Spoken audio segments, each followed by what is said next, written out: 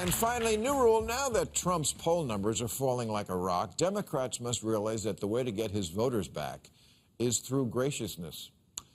Yeah, a rare opportunity is presenting itself these days for America to return to the more normal time before we had Trump, because finally there are signs that the Trump fever is starting to break. Attendance is down at his rallies, and his press release brain farts don't make news like they once did with the tweets. When he brays for attention, now it feels like Madonna singing, "Bitch, I'm Madonna."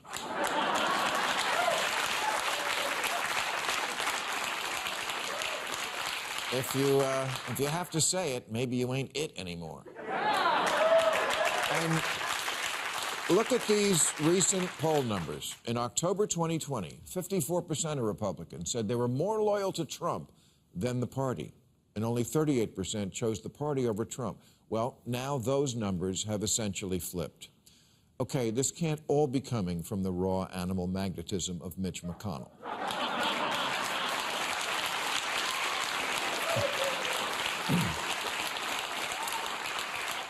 Trump has fallen 26 points among white Republicans without a college degree, down 21 among conservative Republicans, 18 among Republican men, 23 among Republicans over 65, down 19 among white evangelicals. Okay, that is a description of the very people who made him a star in politics. Men, people over 65, Jesus freaks, and white guys who didn't go to college. I love the poorly educated.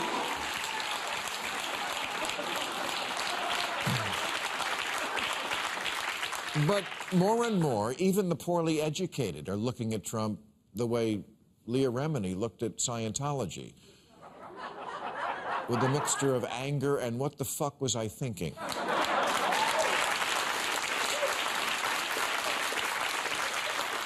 Even the QAnon shaman is now saying he was duped by Trump.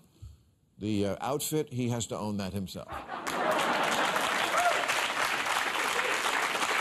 Two-thirds of Republicans now even approve of Mike Pence certifying the electoral votes, which is why it's so important that we heard someone like Nancy Pelosi stating unequivocally that the January 6th Capitol riot was a violent insurrection for the purpose of trying to prevent the peaceful transfer of power after a legitimately certified election.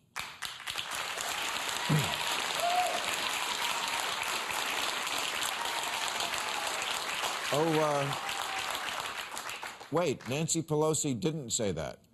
Mitch McConnell said that. It was a violent insurrection for the purpose of trying to prevent the peaceful transfer of power after a legitimately certified election. And Mike Pence said, President Trump is wrong. I had no right to overturn the election. okay, something must be shifting if gutless wonders like Pence and McConnell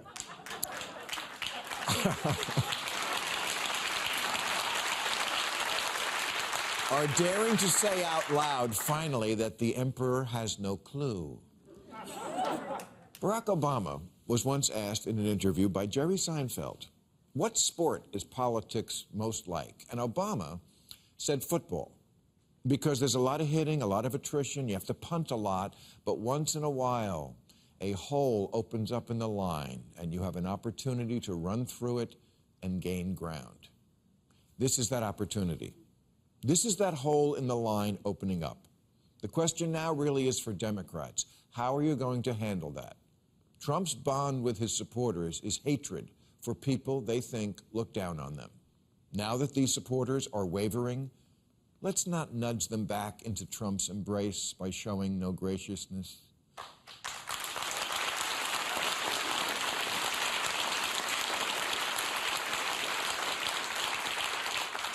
The Democrats' own committee, responsible for getting Democrats elected this November, is telling their candidates, you are losing because you come off as preachy and judgmental.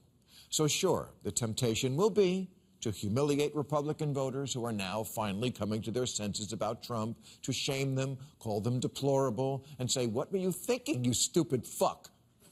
I'm saying don't do that. Don't do that. Don't do that. I know I made it sound good, but don't do it. Don't do that. That will drive them right back into Trump's arms. Look, we've all had a friend who's dated a psycho. And when they come to their senses, the last thing they want to talk about is how they dated a psycho. It took Trump voters a long time to make it all the way down the MAGA rabbit hole. To jump on them the second they poked their head out would ensure many more years of political winter. Instead of saying, nice work, you stupid racist shit kicker, maybe try, hey, how you been? Welcome back to the wonderful world of reality.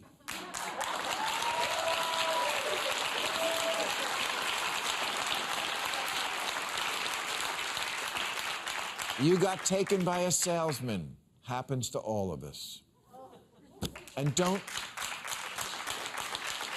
talk politics at all. Just say, I don't know, how about that Yellowstone show, huh?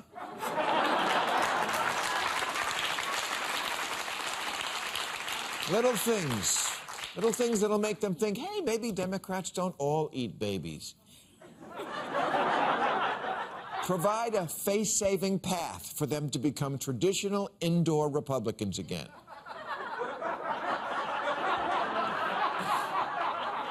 Like the greatest Republican of all, Abraham Lincoln did when he said after the Civil War, with malice toward none, with charity for all. When Lincoln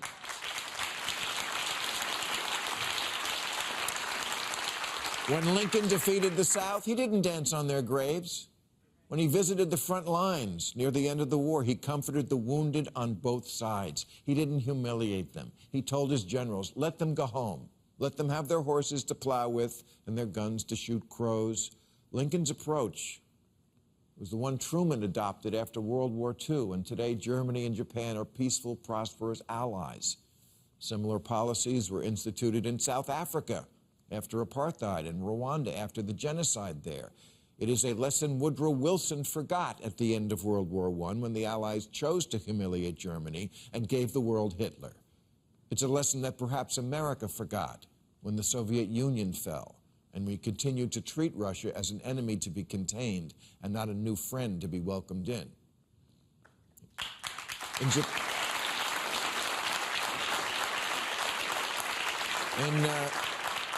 Japan, after World War II, we staged wrestling matches between Japanese and American wrestlers, and we made sure to sometimes make the American the bad guy, which was a huge morale boost to the Japanese people, and in fact made the matches so popular they almost single-handedly jump-started Japan's television industry, which led them to becoming the economic powerhouse they are today. So even though we dropped nuclear bombs on them, somehow much was forgotten simply by letting their wrestler kick our wrestler in the nuts.